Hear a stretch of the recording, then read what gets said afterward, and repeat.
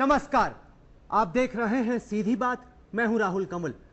अमूमन 84 कोसी यात्रा अप्रैल मई के महीने में आयोजित की जाती है, तो आखिरकार क्यों चुनावों से कुछ महीने पहले वीएचपी इस बार इतने बड़े तर्ज पर 84 कोसी यात्रा का आयोजन कर रही है? इस सवाल का जवाब देने के लिए इस वक्त हमारे साथ मौजूद हैं विश्व हिंदू परिषद के अशोक सिंघल। स्वागत है सर आपका आज तक में।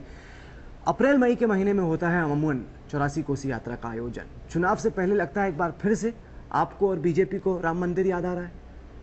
अब बीजेपी को क्यों हमारे साथ मिलाते हैं? लगता है मिल के हो रहा है। नहीं, देखिए, संतों का कोई भी संबंध राजनीति से नहीं है। और मैं आपको बताऊं कि आप कह रहे हैं कि ये राजनीति से और चुनाव से संबंधित है, तो फरवरी के महीने में हमारे संत कुंभ में इकट्ठे हुए थे। आप तो थे उस समय। जी जी।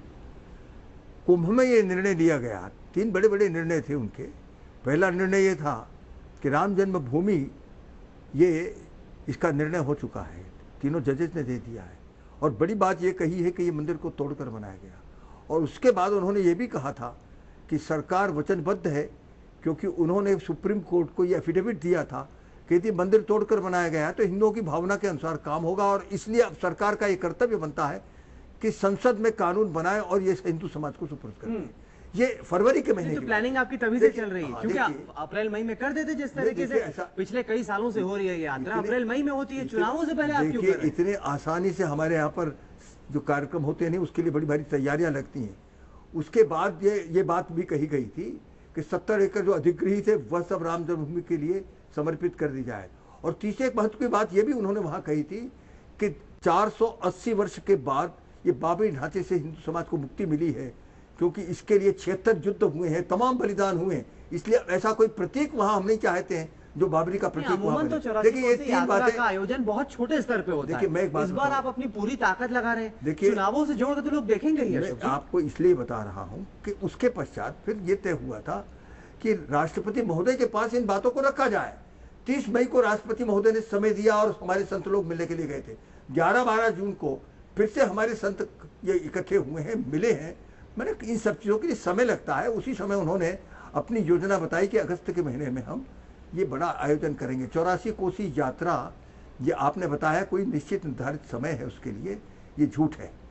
हमारे संत इकट्ठे हुए थे। संतों ने हमें बताया जी। हमारे संवाददाता अयोध्या गए, निर्मोही अखाड़े के तमाम साधु संतों से बातचीत हुई। वहां पे राम जन्मभूमि में जो साधु संत है उनसे बातचीत हुई।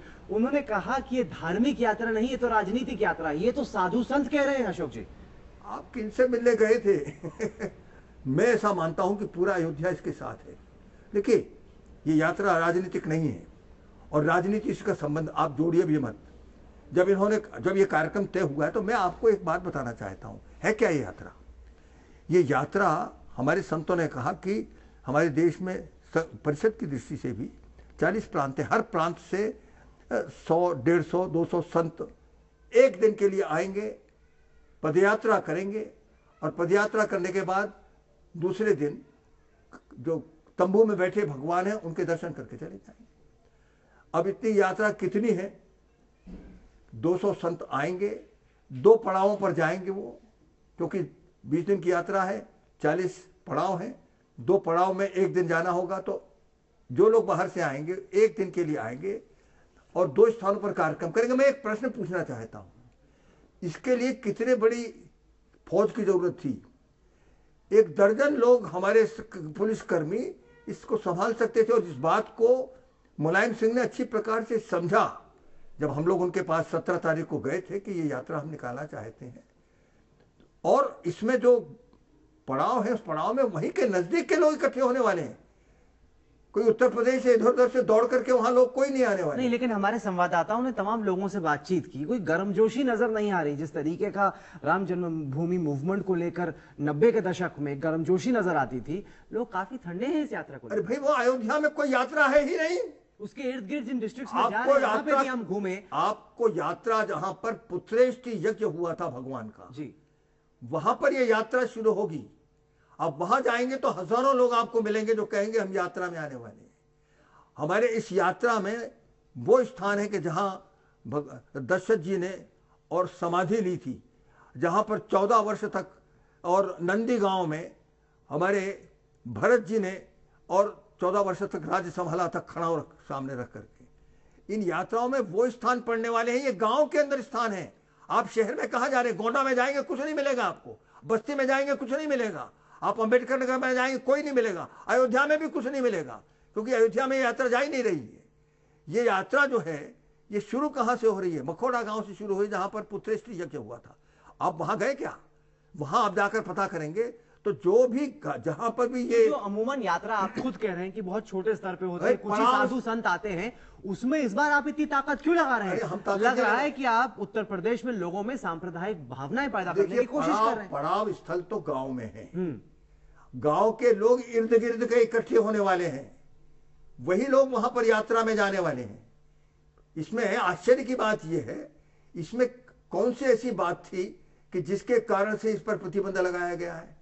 हमारे संत बाहर से आएंगे, उनको वहीं पर रोक दिया जाएगा? आखिर ऐसा कौन सा उन्होंने जुर्म किया है जिससे कि उनको उस यात्रा में शामिल नहीं होने दिया जा रहा है? ये कहना कि यात्रा का समय कोई अलग होता है, ये बिल्कुल गलत है।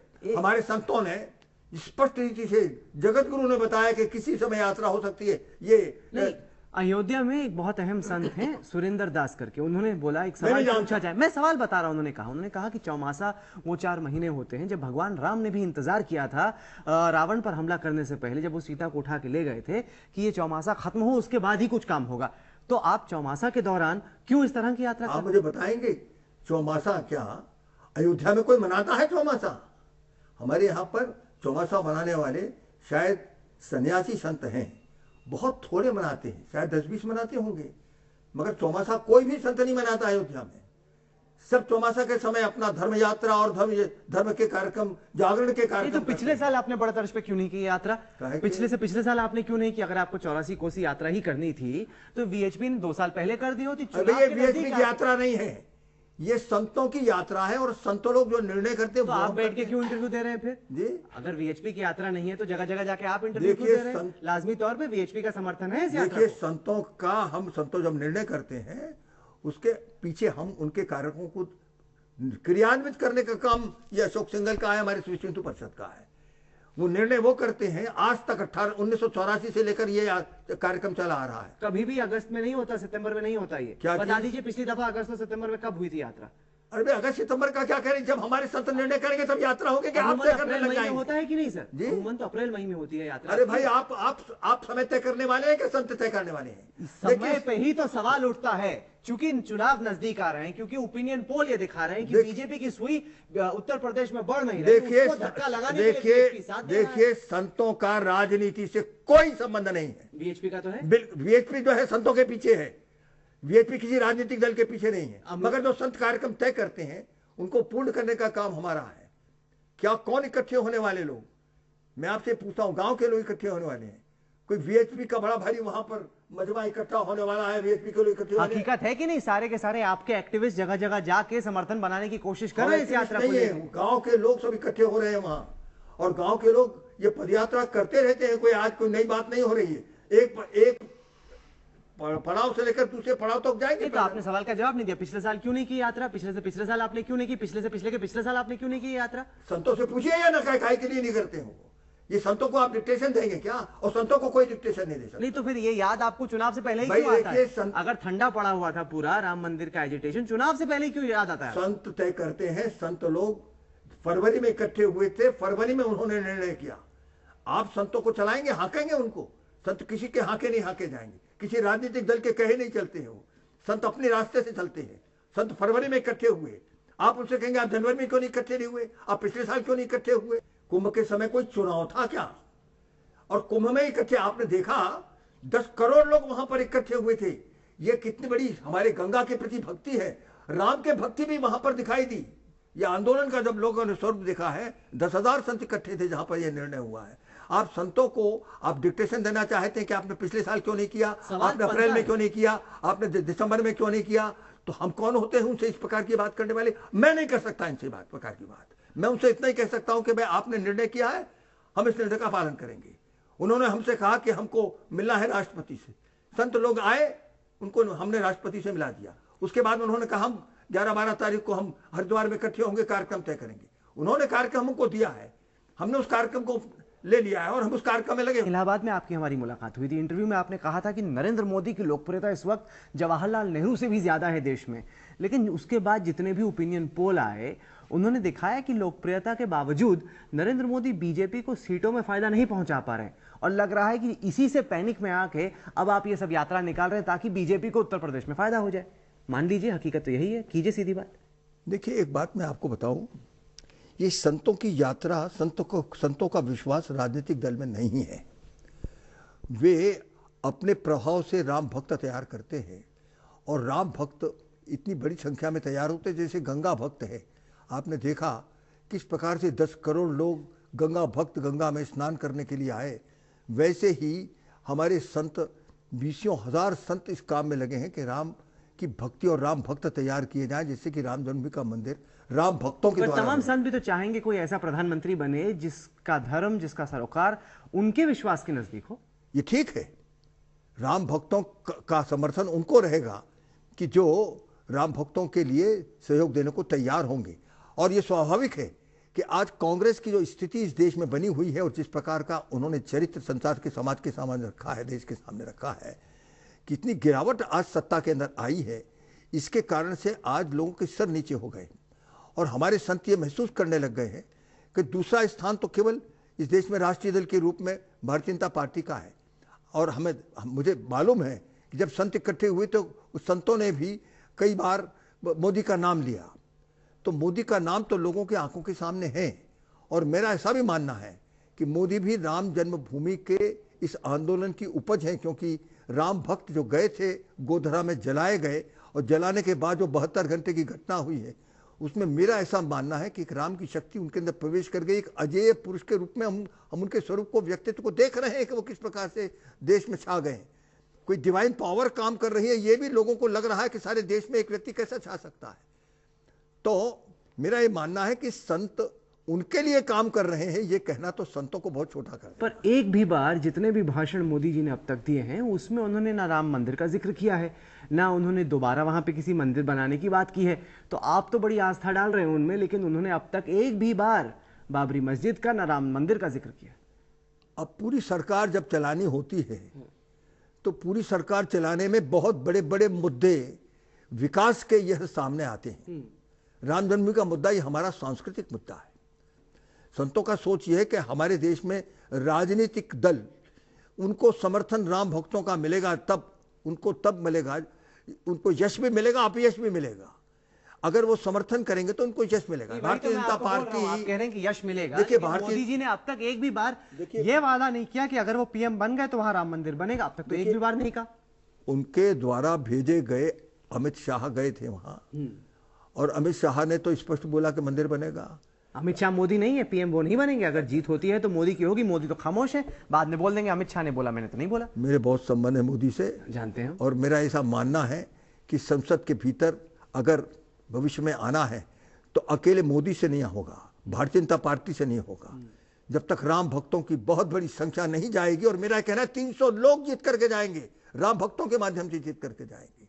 जब इतनी बड़ी संख्या में लोग पहुंचेंगे तब कहीं जाकर राम जन्मभूमि का निर्माण का काम होगा। अकेले भारतीय जनता पार्टी के बल पर हो जाएगा, ऐसा हमारे संतों का भी सोचना नहीं।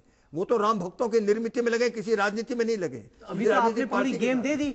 आप कह रहे हैं कि आप चाहते हैं कि 300 सांसद हों, जब तक राम भक्तों में जोश नहीं आएगा तब तक ऐसे सांसद जीतेंगे। यही तो मैं शुरू में कह रहा था, जो आप नकारते चले जा रहे थे, कि उन्हीं राम भक्तों में जोश भरने के लिए आप ये यात्रा का आयोजन कर रहे हैं ताकि इससे बीजेपी को फायदा हो और ऐसे लोग आए जो आपकी बात माने और वहां राम मंदिर बने। शुरुआत में तो यही कह रहा था सर आपसे।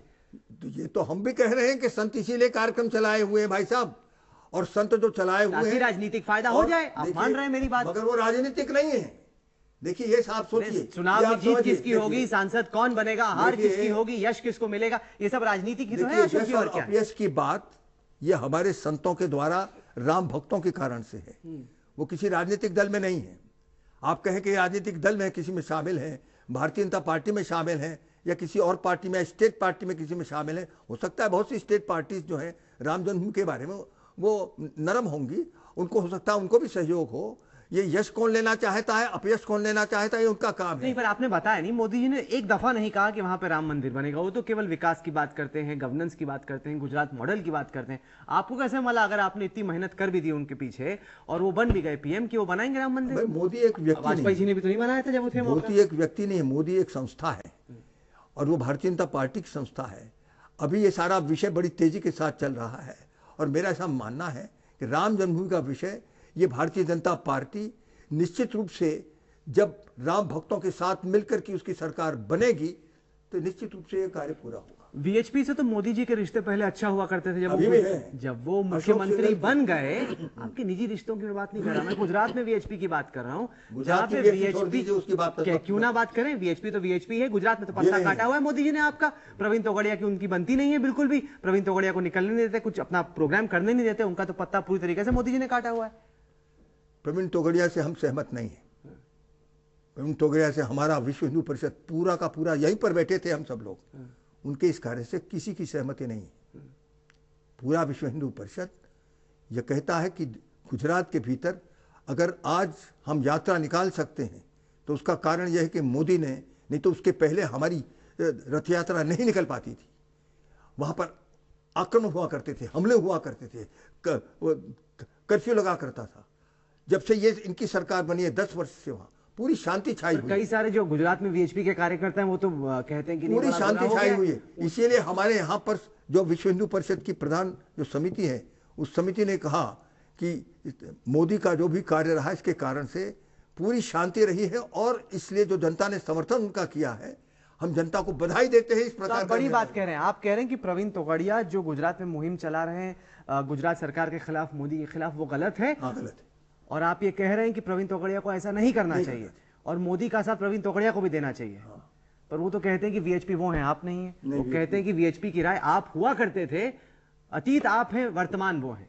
भाई वीएचपी तो एक बड़ी भारी समिति है, इसके सदस्य हैं, 150 सदस्य हैं, तो वो जो निर्णय करेंगे वो होगा कि नहीं, उन्होंने निर्णय किया हुआ है और उनका निर्णय फाइनल है। नहीं, क्योंकि प्रवीण तोगड़िया का मैंने इंटरव्यू भी किया, उन्होंने कहा कि अशोक सिंघल जी जो कहा करते थे वो हैं हमारे सीनियर हैं, लेकिन उन्होंने इंडिकेट किया कि आप अतीत हैं, वर्तमान में वो हैं, कि इस वक्त जो भी वो वर्तमान में वो जरूर हैं, मगर उनके साथ पूरा विश्व हिंदू परिषद नहीं है, कोई भी नहीं है, कोई भी नहीं है कि वो अकेले। विश्व हिंदू परिषद का जो केंद्रीय हमारा केंद्रीय समिति है, उस केंद्रीय समिति में यहीं पर बैठक हुई थी, कोई नहीं है, वो खुद जानते हैं बात को, ये उनका व्यक्तिगत मामला। आप कह रहे हैं कि वीएचपी अब इस बारे को आप ज्यादा मत हद तक कोशिश कर सकती है, आपकी कोशिश ये होगी कि नरेंद्र मोदी पीएम बने और अयोध्या में राम मंदिर बने।